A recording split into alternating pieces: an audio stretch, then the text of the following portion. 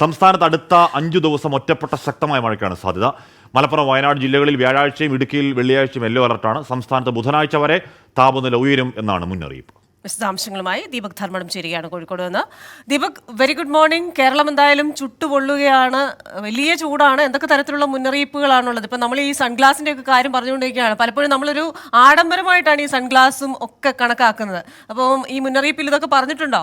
സംസ്ഥാനത്ത് അടുത്ത 5 ദിവസം ഒറ്റപ്പെട്ട ശക്തമായ മഴയുണ്ടാകും എന്നുള്ളതാണ് കേന്ദ്ര കാലാവസ്ഥാ നിരീക്ഷണ കേന്ദ്രത്തിൻ്റെ മുന്നറിയിപ്പ്. അതിൽ ഏറ്റവും പ്രധാനപ്പെട്ട കാര്യം, ഒന്ന് വയനാട് ജില്ലയിലും മലപ്പുറം ജില്ലയിലും വ്യാഴാഴ്ച ഇടുക്കിയിലും അതുപോലെ തന്നെ വ്യാഴവും വെള്ളിയും യെല്ലോ അലർട്ട് കൂടി പ്രഖ്യാപിച്ചിരിക്കുന്നു. ഇതിൽ ഏറ്റവും പ്രധാനപ്പെട്ട കാര്യം, മഴ കുറച്ച് സമയമാണെങ്കിലും അത് ശക്തമായിരിക്കും. അതുകൊണ്ട് തന്നെ ജാഗ്രതാ നിർദ്ദേശമുണ്ട്.